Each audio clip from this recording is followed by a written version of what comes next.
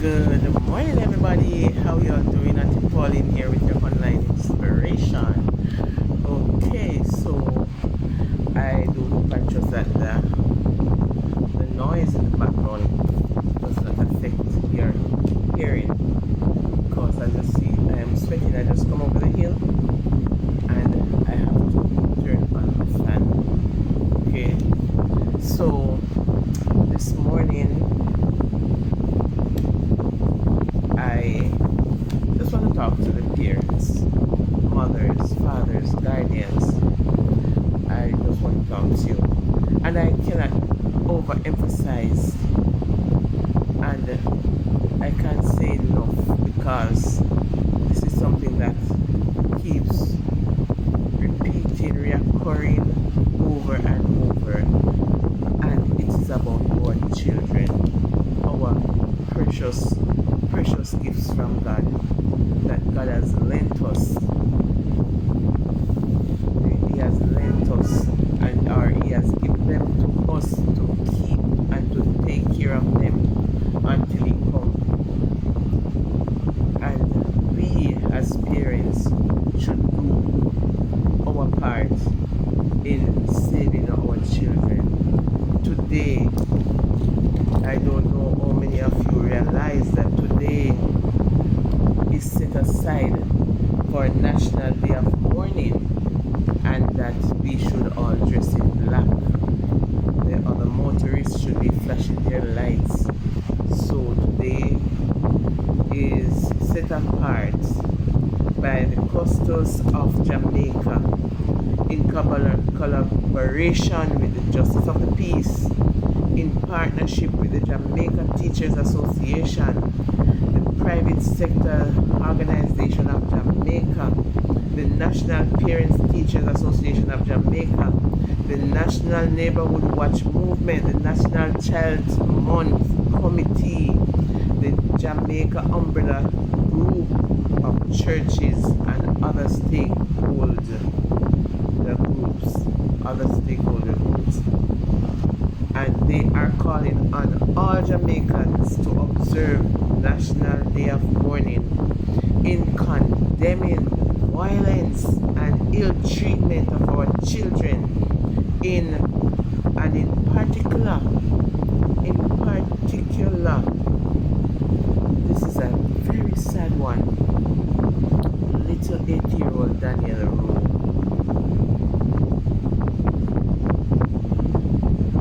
was brutally. What is wrong with Jamaica? And I'm not talking about other countries overseas. I'm talking about where we are right now. Sometimes when you talk about Jamaica, they say it's not Jamaica one, but about the other countries abroad. I am focusing on our little Caribbean island here, Jamaica land that we love so much. And it's not just we alone love it. Other persons overseas love it as they keep coming here. Regardless of what is happening here, they keep coming because they realize. One person told me when I was working in the hotel industry, one visitor told me, listen, you are living in paradise. That's what he told me. You are living in paradise because when he came here, he was so happy. He fell in love with our country, with our island. And yet, with you living in your island and you don't love it, you don't love the children. What is wrong? Another visitor told me I saw her crying, pulling her luggage and crying, going in and out of the elevator. And I was so concerned. I wonder if she lost something or what. I said, are you okay? He said, yes. I'm sorry I have to go away. Her time has come to go home back to her country, to the United States, and she was crying. She didn't want to leave Jamaica. She loved it here. Why are we destroying our little island? Why are we destroying the name? Why are we destroying our children? Parents, we have a great responsibility, and God, the Lord, is going to hold some of you parents guilty for what is happening to our children, because some of you know that your children is going the wrong way, but because they have one word say licky licky, they have one word say licky licky. Some of you parents, because the children can bring in the door, you keep a blind eye to what the child is doing. The underage child I'm talking about. You keep a blind eye and you don't pay much attention. And on the other hand, we need to go back to the basic. Go back to basic. Not because it's modernized days and all sort of technology. We can stand up for what we believe in. We can stand up for the right.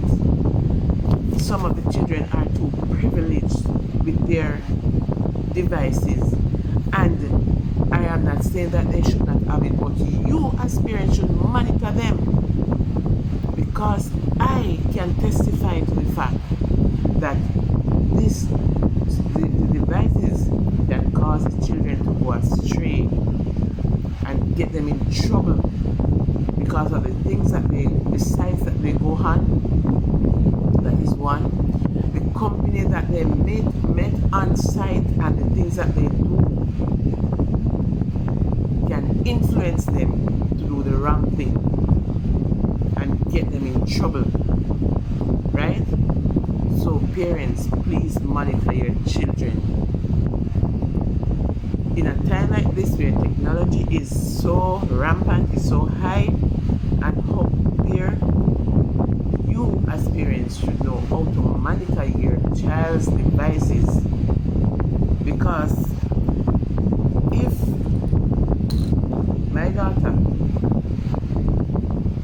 my granddaughter or my grandchild download or upload something on her device, my daughter know, because she get the notification on hers, and everybody can set theirs that way. So if it is something that they're not supposed to look at or go into, plus don't give them that opportunity to download what they want to. You can lock it, lock them out of certain sites. You can do it, lock them out of certain sites, right? So there are so many things. There's no excuse, parents. On the other hand, parents, our children, they are vulnerable. Some of them are vulnerable and they need our help. Let us pay attention and listen to their cry. Let us listen to our children's cry. Let us pay keen attention to our children. Let us spend the time to listen to them and don't run them away, tell them go sit down, then talk too much. No, listen to what they are saying. Let us be their voices also. Some of them, they don't know how to explain themselves. They don't know how to react when something bad happens to them. Let us be their voices and their ears. Right? Each day we hear orange stories detailing the abuse and the neglect of our precious children. The question is asked, what can we do? Especially Christians, what can we do? We can do a lot. Let us be concerned.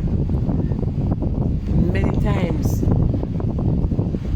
when I was growing up, and I have to go back, as I said, let us go back. Listen to other people and don't say they grudge repeat. If somebody come and say they saw your children in a certain area or in a certain position or some compromising way with others, listen to to those persons and don't curse them in front of your children. all you need to do is to talk to your children. You don't have to call name and tell them who tell you. Right? When I was growing up, I couldn't go home and complain to my father that this lady beat me.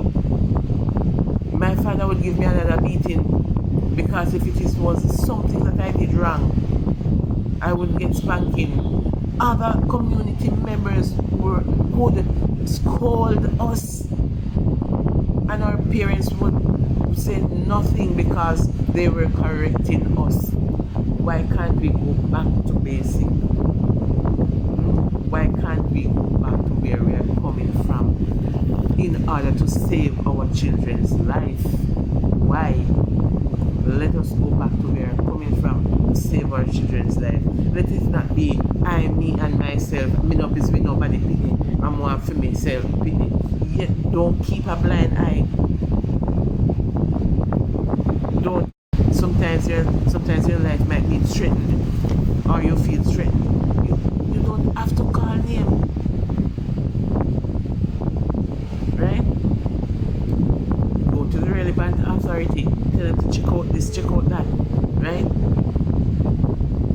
Save our children, man. Too many children end up missing, and children are some of them are so disobedient. I know, yes, I know. Some of them are very hard to deal with. Seek help. Seek help. And the best help to seek is God's intervention. Take them to God in prayer. Teach them how to talk to God. The song said, lead them, my God, to thee, lead them to thee. These children dear of mine, thou gavest me. Give them back to the Lord. You're talking foolishness about children. They're too young for you to baptize, they're too young for this, they're too young to that. And yet they're not too young to walk out to your house, tell you say, and lock off their phone upon you and can to their man. They're not too young to take man. Sorry if me sorry,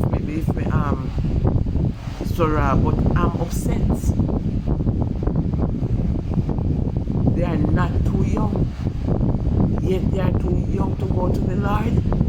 They are too young to give their life and their heart to Jesus. And you parents are hindering them, are stopping them. I've seen children who wanted.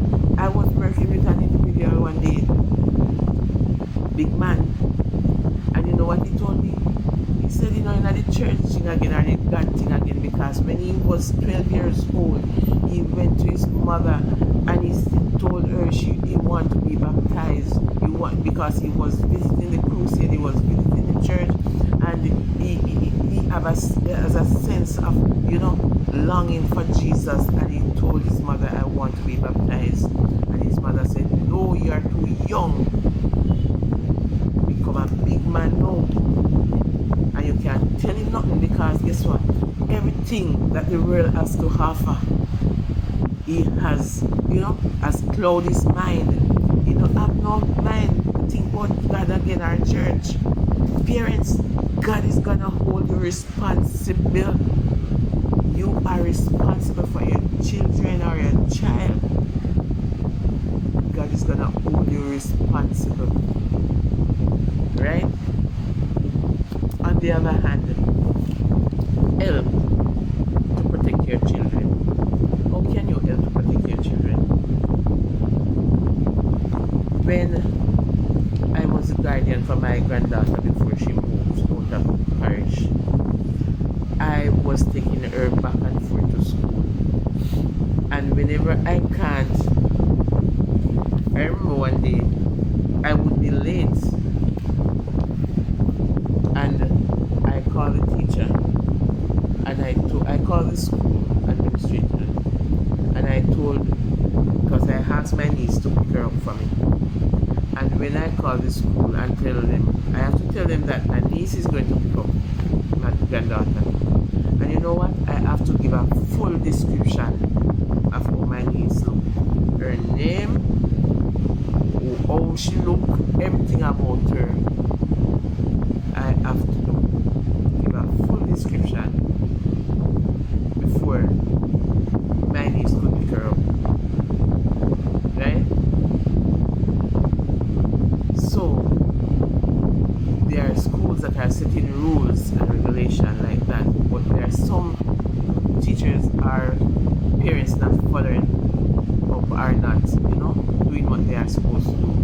another thing, which I see it really makes sense to me.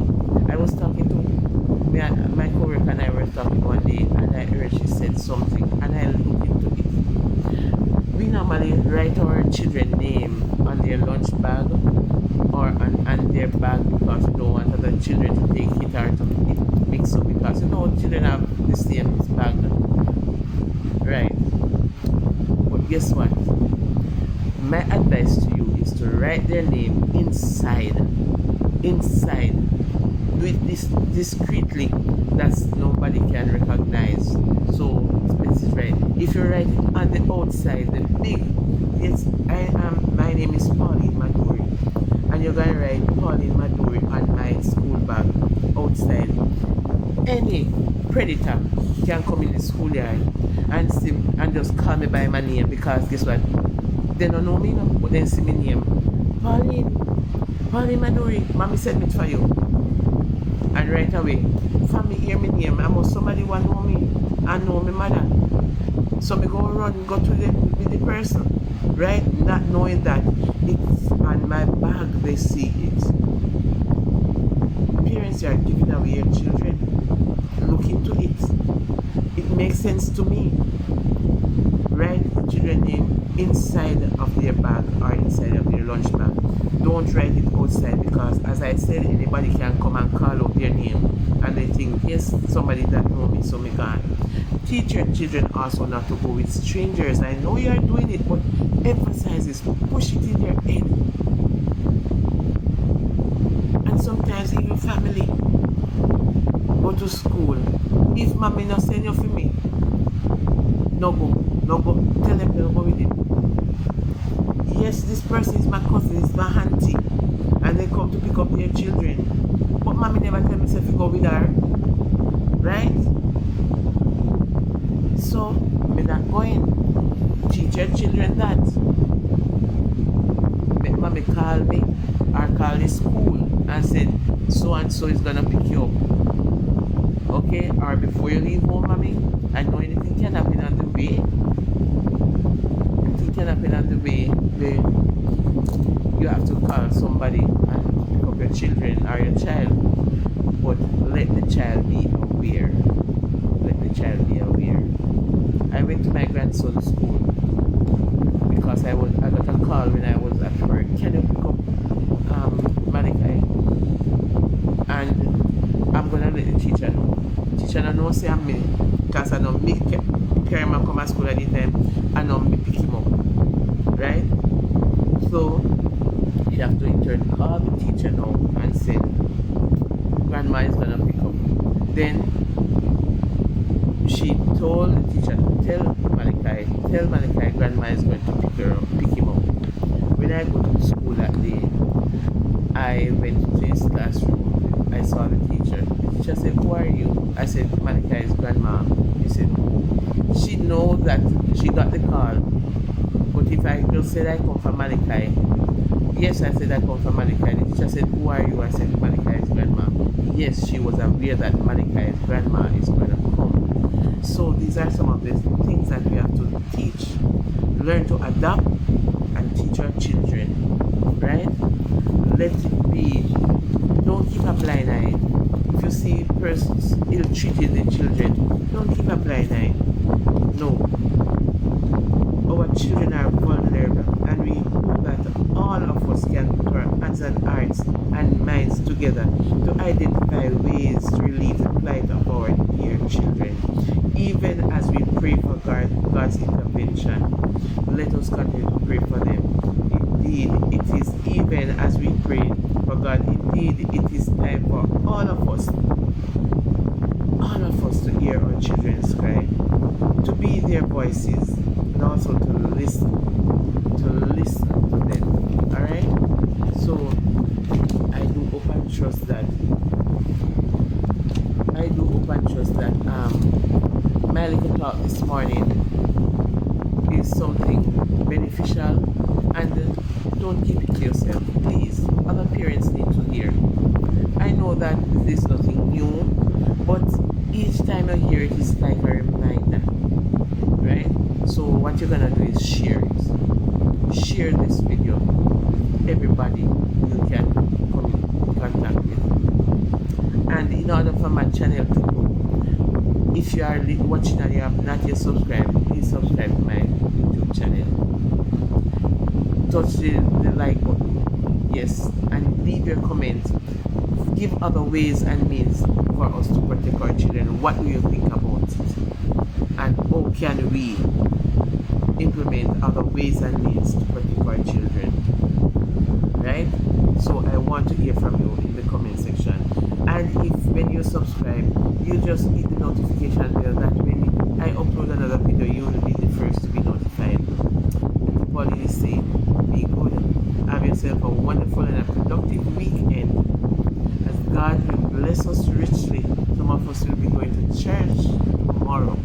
And may God bless us richly as we continue to take care of our children, especially those vulnerable ones, those orphans. Let us continue to take very good care of them, and our reward will be sure when Jesus comes. Let us be